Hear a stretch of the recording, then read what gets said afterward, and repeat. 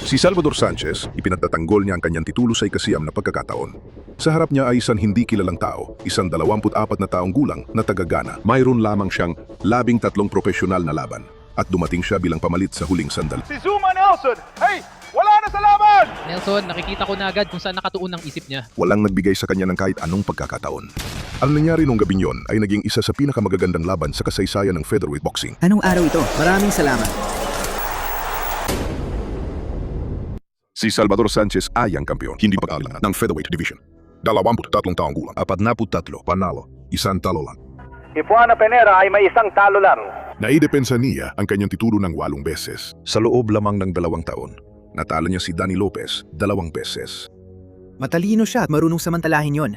Nasasaktan siya. Nasasaktan Ditong siya! dito siya. At si Bird Lopez ang kampiyon at yun na yun. Na-knockout niya si Wilfredo Gomez noong siya ay walang talupa na may 32 panalo.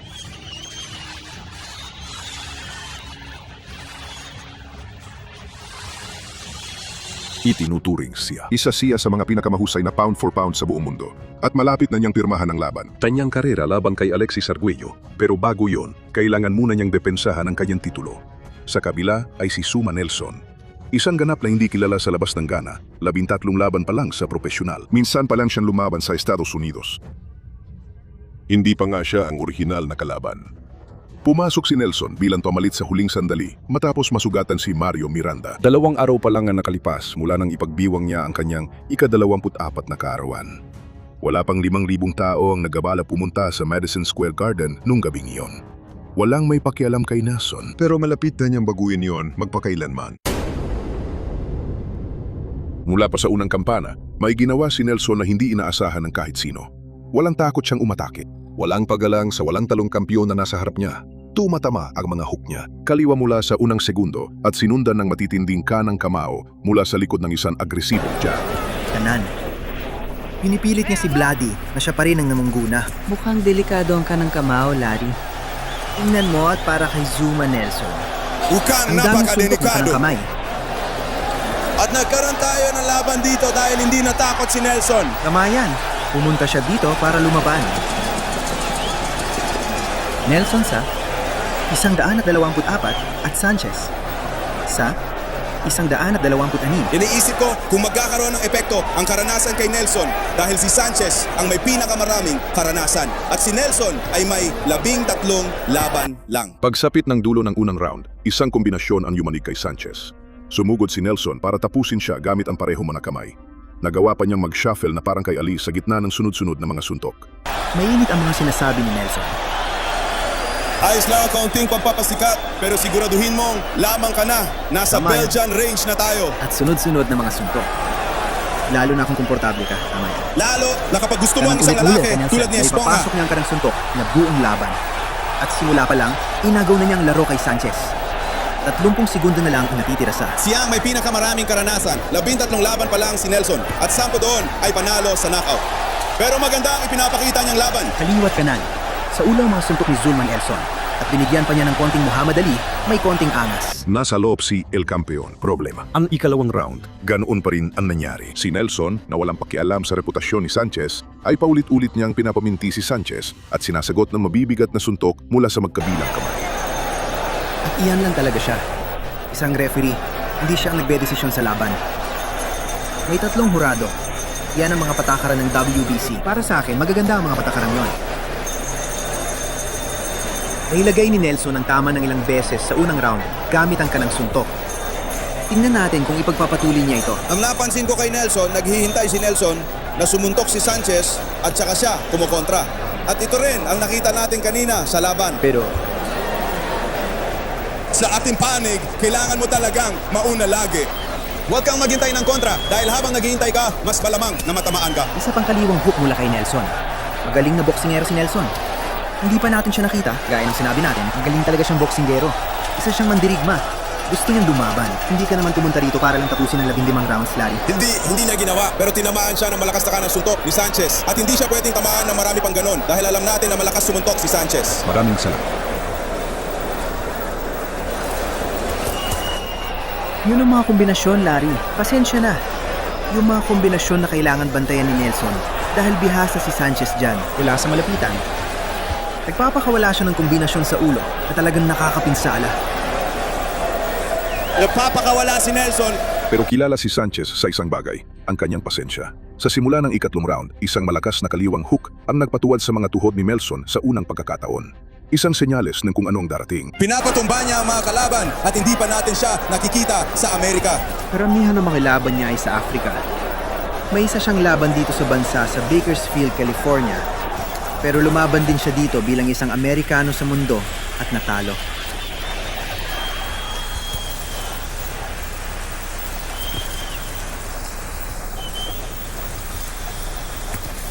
Napakalakas niya. Mukhang nabalansin na niya ito dati.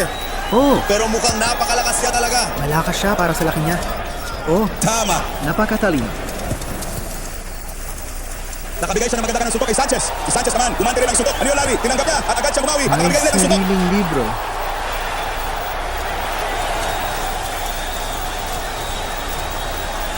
May laban dito ngayong gabi sa Madison Square Garden. 2 minuto na lang ang natitira sa round. Round.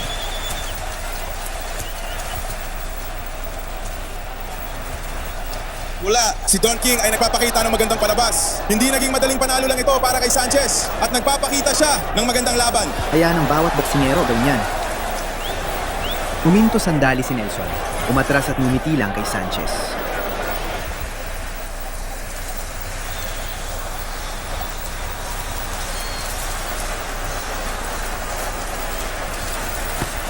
Hindi nangungguna si Sanchez, Larry.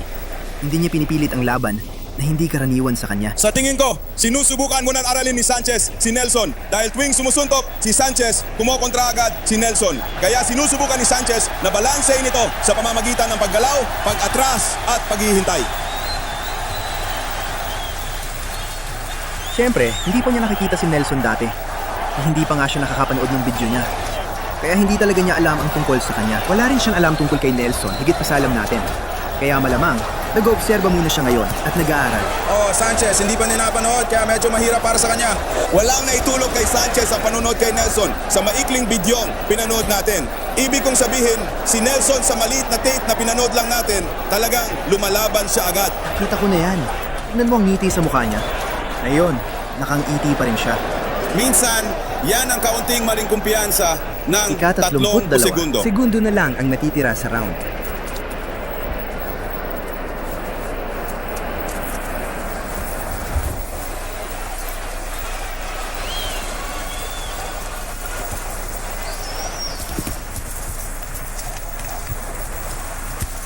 Kanang suntok ni Sanchez. Tumama mismo sa ilalim ng baba. 5 segundo na lang ang natitira sa round. 2 magagandang kanang suntok ang naipasok ni Sanchez. Si Sanchez, laging kalkulado. Ininda niya ang maagang presyon at unti-unti niyang nahanap ang kanyang ritmo papunta sa mga gitnang round. Kalabanan, paano mo Hindi sasabihin na sila magkakaroon ng Mothel ang laban si magsasalita? Johnny. Sanchez. Tinamaan siya ni Sanchez ng kanang kamao at bumawi siya gamit ang sarili niyang kanan. Iba talaga si Nelson. Lumalaban siya para makakuha pa ng isang titulo. Kita mo, parang walang nangyayari sa dulo ng round. Alam niya kung kailan matatapos ang segundo at umaarangkada siya sa huling 30 segundo. Desidido na siya. Papataubin niya si Sanchez o siya ang mapapatumba. Magandang suntok sa katawan. Wala talagang tumatama kay Sanchez kahit ibinabato na lahat. Nasa laban pa rin siya. Sabihin mo ang punchline. Ang isang boksingero ay may hangganan lang sa pagtanggap ng mga kanang suntok na ganyan. At pagkatapos ay magsisimula na siyang. Gusto ko malaman at makita kung gaano pa karami ang natitira kay Nelson para mapatumba si Sanchez o kung kaya niya.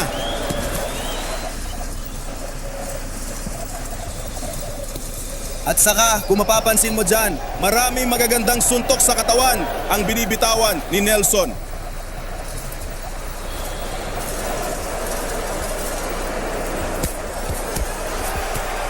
Sunod-sunod na suntok sa katawan mula kay Nelson.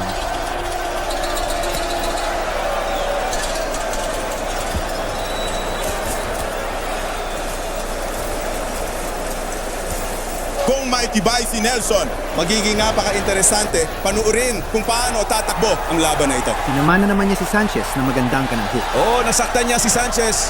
Nagsisimula na magbago ang ekspresyon ni Sanchez. Hindi ko pa ito nakita sa buong laban na ito. Gusto kong sabihin sa'yo, Larry, nalilito si Sanchez. Totoo! Hindi niya alam kung anong iisipin niya tungkol sa batang ito. Sa tingin ko, hindi niya inasahan na ganito katindi ang makakaharap niya. Hindi niya talaga inasahan.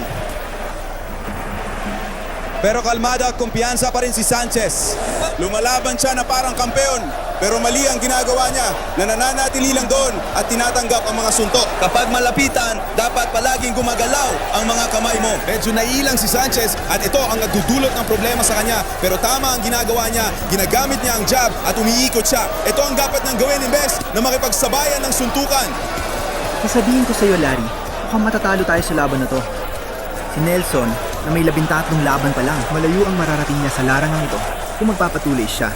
Totoo yan. Pero tingnan mo siya. Tingnan mo siyang lumalaban na may 13 laban lang kontra sa isang tulad ni Sanchez. Makikita mong gusto niya talaga ang laban na to. Gusto niyang maging boksingero kahit milyonaryo ang tatay niya. Kaya ibig sabihin, hindi niya kailangang lumaban. Isa lang ang layunin ni Sanchez. Gusto niyang talunin si Alexis Arguello. Sabi niya, gusto niyang talunin ng 2 kampiyon. Magsasalita siya, magsasalita rin ako. Tinalo niya si Lopez at tinalo niya si Alfredo Gomez. At ngayon, gusto naman niya si Alexis Arguello. Mabigat na hamon yan. Si Sanchez ay nagsisimula ng gawin ang tamang bagay ngayon. Lumalabas siya sa gilid, ginagamit niya ang jab, gumagalaw at umiikot, nililito siya at pinapalihis sa kanyang pattern. Ito ang dapat mong gawin kapag may kalaban gustong makipaglaban. Tinamaan na kaliwang hook si Sanchez. Hindi kayang labanan ni Sanchez ang batang ito. Pero sa boxing, lumabas ka sa kanto. Yan ang totoo. 1 minuto na lang sa round 6.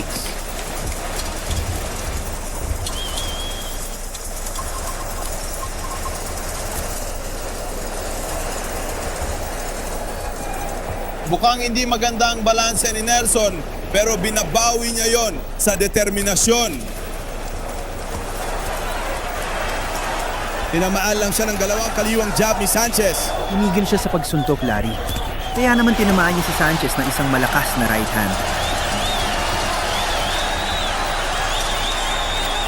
Siguro dapat magsimulang magsuntok ng kaunti para makahinga siya. Pero hindi ka pwedeng tumigil laban sa isang boxingerong tulad ni Sanchez.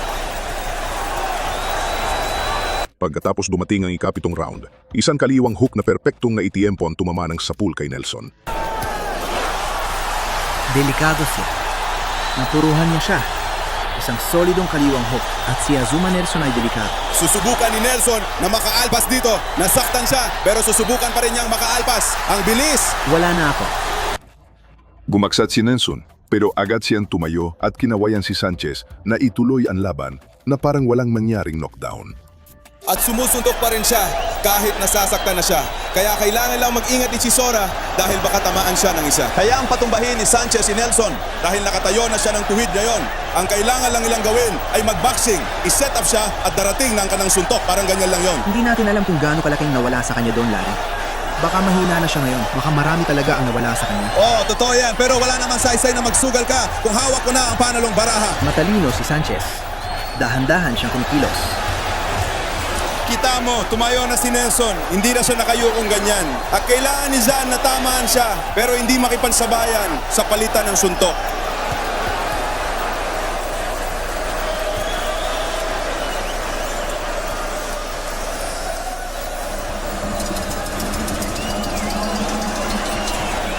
Marami pa sinang oras para kay Sanchez na ihanda siya at pabagsakin. Meron na lang halos 1 minuto na natitira sa round.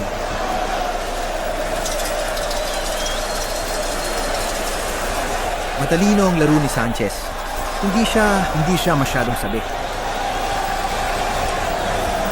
Pero binibigyan niya ng sapat na oras si Nelson para makabawi. Simula na, mula noon, naging digmaan na ang laban. Kabuuan. Ang round 8, 9, 10 at 11 ay purong magandang bakbakan. Ang 2 lalaki ay nagpapalitan ng suntok sa gitna ng labanan. Palitan ng aksyon sa kanyang pinakamataas na antas. Pagsamahin mo ang mga lalaking ito. Ito ang kailangan ng boxing. Magagandang laban, kompetitibong laban. Alaga, pinahirapan nila siya ngayong gabi.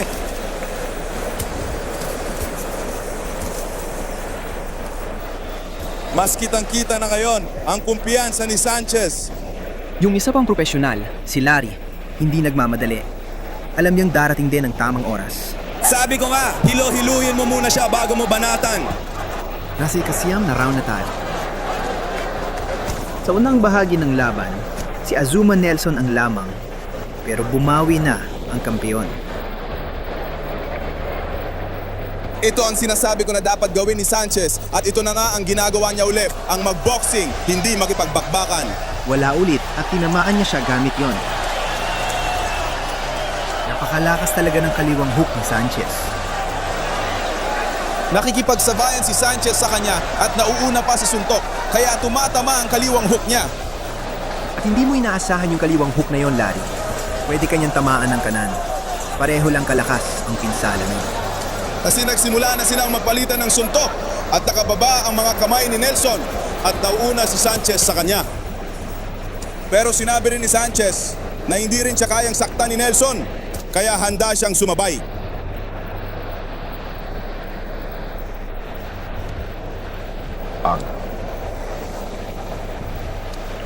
Pangit na karamihan ng gabi at pangit na karamihan ng mga laban. Don King Sports at Entertainment Network. At heto na naman si Nelson, sugal na talaga siya ngayon.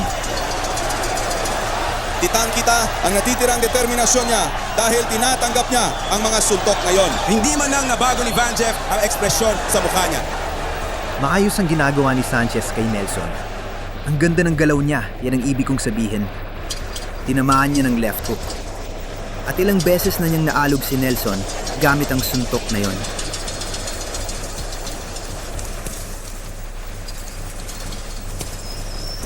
Nakaka-inspire talaga. Kampinato ng mundo. At nandito tayo sa Madison Square Garden kasama si Larry Holmes, ang heavyweight champion ng mundo. At ako si John Fonda. Masaya akong makasama kayo. Sa itong magandang laban dyan, ito talaga ang gusto ng mga tao.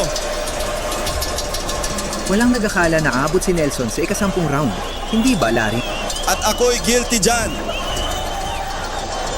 Aminado ako, akala ko matatapos na niya ito ng mas maaga. Pinapakita lang niya na kailangan mo munang tingnan ang produkto bago mo bilhin. Tama ba? Tama yan. Pero sa tingin ko, nagdala si Don King ng magandang laban dito. Magandang prospect si Nelson. Hindi na talaga tumatama ang mga suntok nila tulad ng sa mga unang round. Hinahayaan lang niya si Nelson na magpakawala ng mga suntok, pinipili lang niya ang mga ito, hinihintay lang niya ang tamang pagkakataon. Umalis na.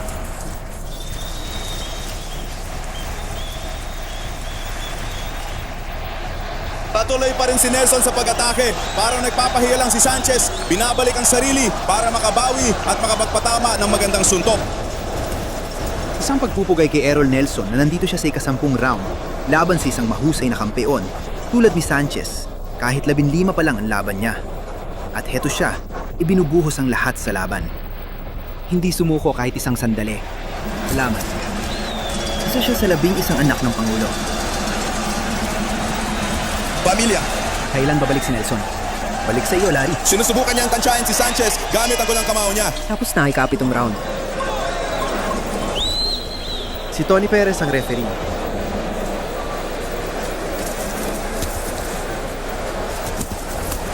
Magandang kanan ni Sanchez.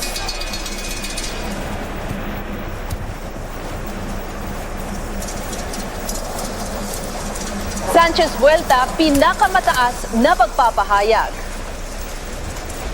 Kung mapapansin mo, binago ni Nelson ang buong estilo niya sa pagboboxing. Hindi na siya pumapasok para umatake sa katawan. Sinusubukan niyang maglaro sa labas at mas magboxing. Ngayon,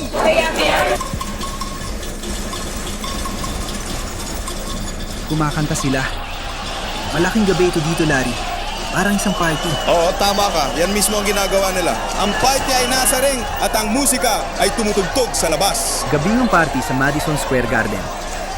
Sa gitna ng party, may dalawang lalaki na naglalaban.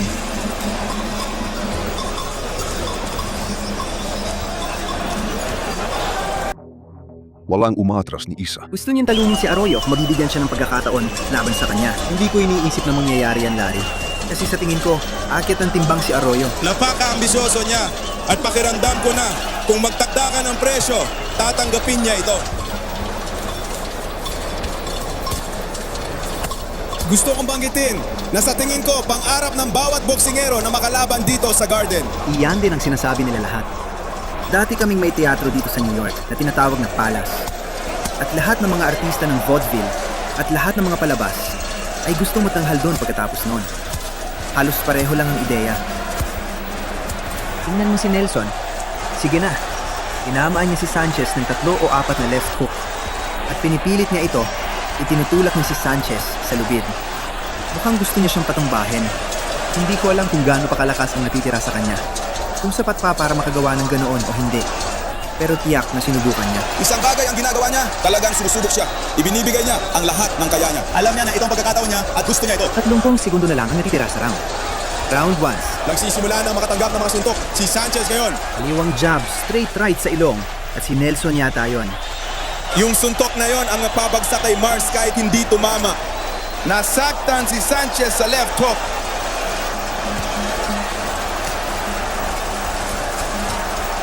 Mukhang nasaktan si Sanchez. Ang anak niya ay gabi na. Oh. Masakit ang balat niya, Sanchez. Tapos na ang round.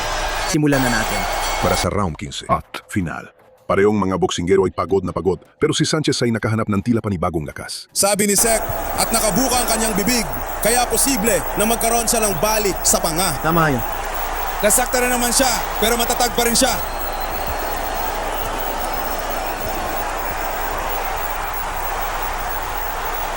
Subukan mong huwag siyang makatayo. Bagsak na siya. Tumama siya ng malakas na kanan, sinundan ng isang napakalakas na kaliwang hook. Napayugyog ng matindi si Nelson bago bumagsak sa isang sulok. Tumayo siya sa bilang na 8 pero sugatan pa rin. Hindi na naghintay si Sanchez, diretsong umatake siya. Nakapasok pa siya ng 2 pang mabibigat na suntok at muling nayanig si Nelson. Nasaktan siya, John. Sa tingin ko, dapat na itigil ang referee ito. Pero alam Magandang natin ideya na na itigil kailangan na na itigil ang laban. Si Arbitro Tony Perez ay namagitan at pinatigil ang laban sa 1 minuto at 47 segundo ng ika-15 at huling round. Napanatili ni Salvador Sanchez ang kanyang titulo. Pagkatapos ay sinabi niya ang isang bagay na nagbubuod ng buong gabi. Pumunta siya para adawin ang aking titulo. Gusto niyang tapusin ito agad, pero masyado siyang malakas. Halata ang respeto sa kanyang boses. Malinaw na lamang si Sanchez sa mga scorecard. Pwede sanang inalagaan ni Sanchez ang laban at komportableng umabot sa dulo. Pero pinili niyang tapusin ito ng may otoridad. Ito ang huling desisyon na ginawa niya sa loob ng ring. 22 araw, pagkatapos si Salvador Sanchez namatay sa isang aksidente sa sasakyan sa Querétaro. Siya ay 23 taong gulang. Hindi niya kailanman napirmahan ang laban kontra Arguello. Hindi niya kailanman nakita kung hanggang saan siya makakarating. Pero noong gabing iyon, laban sa isang hindi kilalang boksingero mula Ghana, naging saksi ang mundo ng boxing sa isang bagay na espesyal. Ang paglipat mula sa isang dakilang kampyon patungo sa isang hinaharap na miyembro ng Hall of Fame. Dahil si Azuma Nelson, ang lalaking natalo noong gabing iyon sa Madison Square Garden, ay magiging isa sa mga pinakadakila sa kasaysayan.